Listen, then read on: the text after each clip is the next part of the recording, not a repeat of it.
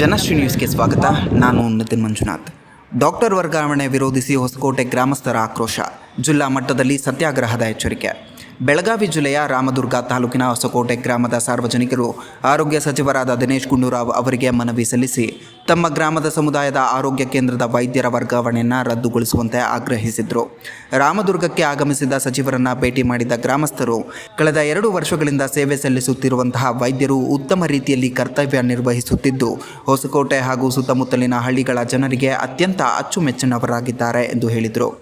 ಇದೀಗ ಸರ್ಕಾರದ ಆದೇಶದಂತೆ ವೈದ್ಯರನ್ನು ವರ್ಗಾವಣೆ ಮಾಡಿರುವುದು ಗ್ರಾಮಸ್ಥರಲ್ಲಿ ಆತಂಕ ಮತ್ತು ಅಸಮಾಧಾನಕ್ಕೆ ಕಾರಣವಾಗಿದೆ.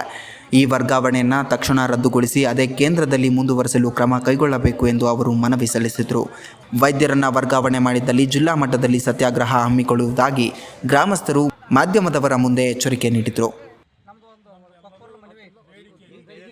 ಇದನ್ನ ನೀವು ಶಾಸಕರ ಗಮನಕ್ಕೆ ತಂದಿರಿ ಏನಂದ್ರೆ ಅವರು ನೋಡಪ್ಪ ಮಾಡ್ತೀನಿ ಅಂತ ಹೇಳ್ತಾರೆ. ಎಷ್ಟು ದಿನ ಆಯ್ತು ಹಿಂಗೆ ಈಗ 4 ದಿವಸ ಈ ವರ್ಗಾವಣೆ ಮಾಡಿ ಆದೇಶ ಆಗೈತಿ ಸರ್, ನಾವೇನೋ ಮಾಡಾಕ್ತೀವಿ ಪೂರ್ವವಾಗಿ ಒಂದು 8 ಹಳ್ಳಿಯವ್ರು ಕೂಡಿ ಅವ್ರು ಹೋದ್ರೆ ನಮ್ಮ ದವಾಖಾನಿನ ಹಾಳು ಬಿತ್ತಪ್ಪ ಅಂದ್ರೆ ಒಂದು ಮನೆ ಬಂಜರ್ ಭೂಮಿ ಅದಂಗೆ ಆಕೈತೆ. ಅದು ಮಾಡ್ತೀವಿ ಅಂತ ಹೇಳ್ಯಾರಿ. ಅದಕ್ಕೆ ಆದರೂ ನಾವು ಅದು ಮಾಡ್ಲಿಕ್ಕಂದ್ರೆ ನಾವು 3ನೇ ಹಾದಿ ಅಂದ್ರಪ್ಪ ನಿರ್ದಿಷ್ಟವಾದಿ ಉಪವಾಸ ಸತ್ಯಾಗ್ರಹ ಅದಕ್ಕೆ ಸರ್ಕಾರ ಒಂದು ಮಾನ್ಯ ಶಾಸಕರು ಇನ್ನೊಂದು ಮಾತು ಇದು ಸರ್ಕಾರದ ಆದೇಶದಾಗ ಐತಪ್ಪ, ಇದ್ರೊಳಗೆ ನಮಗೂ ಏನು